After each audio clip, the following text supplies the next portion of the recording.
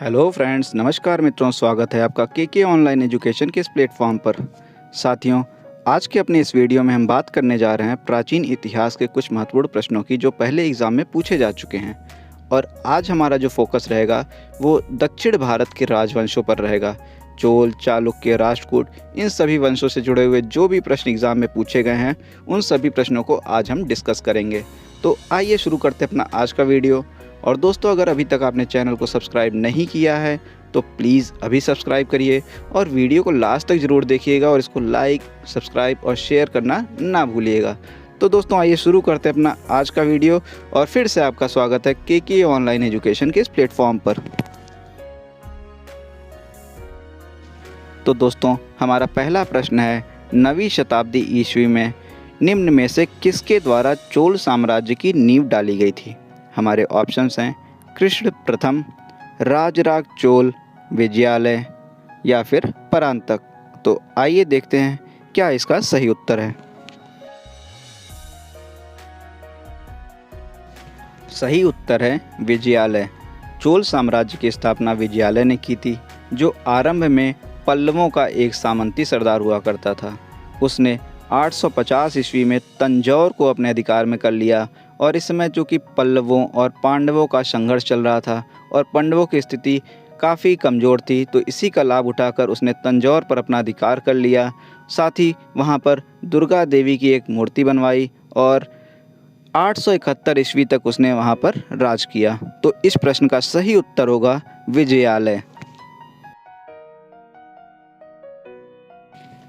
हमारा अगला प्रश्न है, निम्न में से किस मंदिर परिसर में एक भारी भरकम नंदी की मूर्ति है जिसे भारत की विशालतम नंदी मूर्ति मानी जाती है? और हमारे ऑप्शन हैं बृहदीश्वर मंदिर, लिंगराज मंदिर, कंदरिया महादेव मंदिर या फिर लेपाक्षी मंदिर। तो आइए जानते हैं सही उत्तर क्या होगा। तो दोस्तों, इसका सही जवाब होगा बृहदेश्वर मंदिर।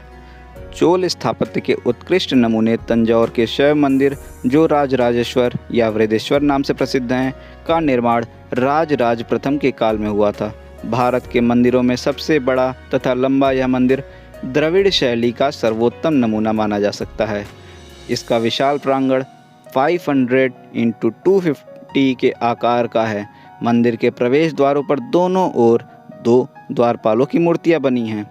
इस मंदिर के बहिर्भाग में नंदी की एकाश्म विशाल मूर्ति बनी है, जिसे भारत की विशालतम नंदी मूर्ति माना जाता है।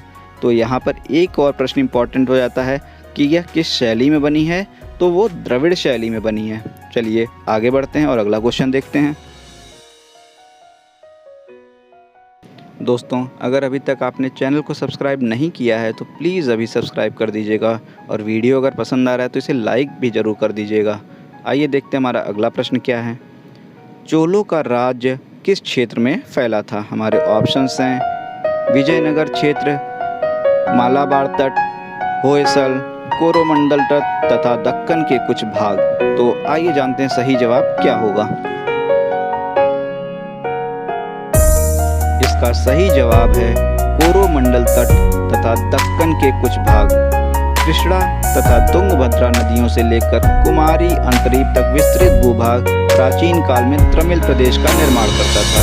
इसमें कोरोमंडल तट तथा दक्कन के कुछ भाग जैसे उरैयूर, कावेरीपट्टनम, तंजावुर इत्यादि चोलों के अधिकार में थे।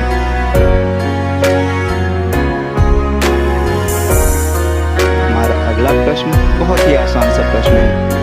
चोलों की राजधानी थी? हमारे ऑप्शंस हैं कावेरीपट्टनम, महाबलीपुरम, कांची या फिर तंजौर। तो आइए जानते हैं इसका सही उत्तर क्या होगा। दोस्तों, प्राचीन इतिहास से संबंधित सभी चैप्टर्स प्लेलिस्ट में पूरे डिटेल में उपलब्ध हैं। टॉपिक वाइज सीक्वेंस में अरेंज हैं। अगर आप उसे वहाँ से कवर करना चाहते हैं तो उसे आप वहाँ से भी कवर कर सकते हैं और आप एक रनिंग नोट भी बना सकते हैं उसके माध्यम से। खैर, इस प्रश्न का उत्तर है तंजौर। और इस ऑप्शंस में जो दिए गए हैं उसमें चोलों की राजधानी तंजौर थी।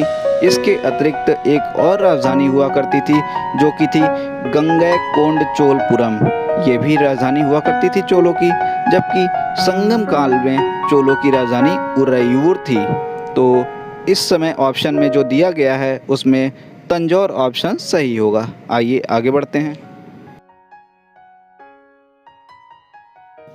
दोस्तों, हमारा अगला प्रश्न यूपी पीसीएस के प्री एग्ज़ाम में पूछा गया क्वेश्चन है। निम्न में से कौन चोल प्रशासन की विशेषता थी? ऑप्शंस हैं साम्राज्य का मंडलम में विभाजन, ग्राम प्रशासन की स्वायत्तता, राज्य के मंत्रियों को समस्त अधिकार, कर संग्रह प्रणाली का सस्ता व उचित होना। आइए देखते हैं सही उत्तर क्या होगा। हमारे इस प्रश्न का उत्तर है ग्राम प्रशासन की स्वायत्तता।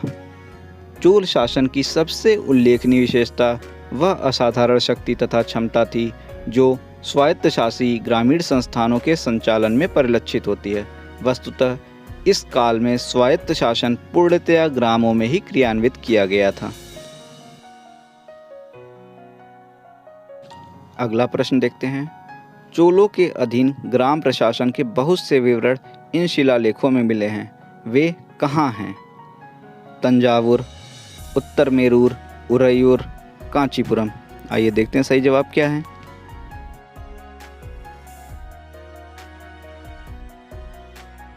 प्रश्न का सही उत्तर है उत्तर मेरूर। चोलों के अधीन ग्राम प्रशासन में ग्राम सभा की कार्यकारिणी समितियों की कार्यप्रणाली का विस्तृत विवरण हमें उत्तर मेरूर से प्राप्त लेखों के माध्यम से होता है। प्रत्येक ग्राम में अपनी सभा होती थी जो प्रायः केंद्रीय नियंत्रण से मुक्त होकर स्वतंत्र रूप से ग्राम प्रशासन का संचालन करती थी। तो सही उत्तर है उत्तर मेरूर के शिलालेखों से। हमारा अगला प्रश्न बीपीएससी में पूछा गया प्रश्न है। चोल शासकों के शासन काल में निम्न में से कौन सा वारियम उद्यान प्रशासन का कार्य देखता था? और हमारे ऑप्शंस हैं पानवारियम, एरीवारियम, टोटवारियम, संवत्सरवारियम। आइए जानते हैं सही जवाब क्या होगा।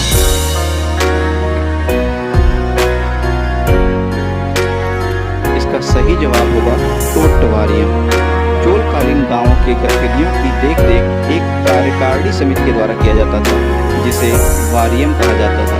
उद्यान प्रशासन का कार्य देखने वाली समिति टोटवारियम के नाम से जानी जाती थी, जबकि संवत्सरवारियम वार्षिक समिति थी, एरीवारियम तालाब और पानवारियम वर्ड समिति थी।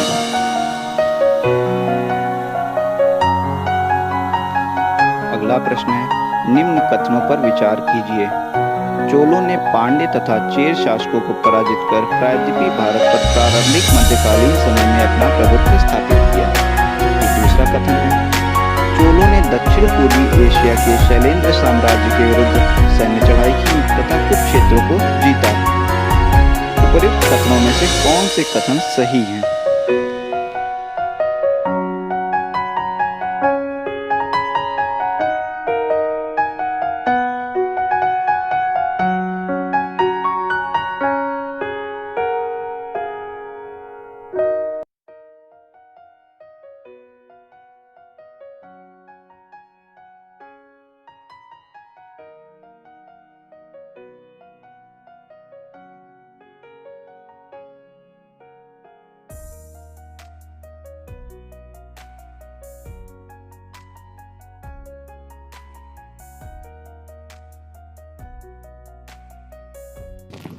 सही जवाब है दोनों कथन सत्य हैं।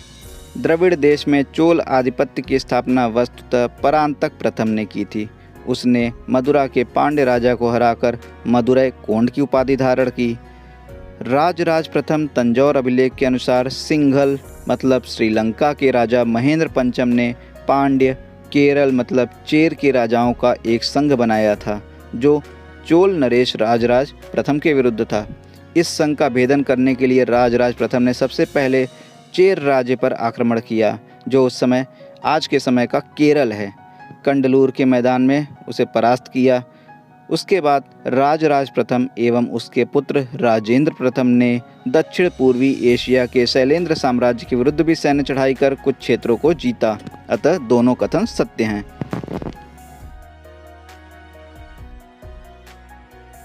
हमारा अगला प्रश्न है, निम्न में से दक्षिण भारत का कौन सा राजवंश अपनी नौसैनिक शक्ति के लिए प्रसिद्ध था?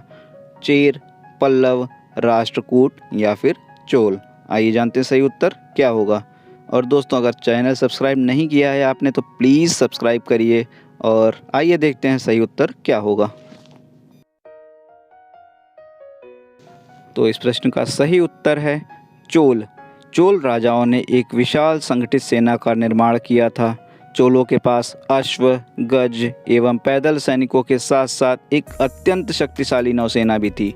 इसी नौसेना की सहायता से उन्होंने श्रीविजय, सिंघल, मालदीव आदि द्वीपों पर विजय प्राप्त की थी।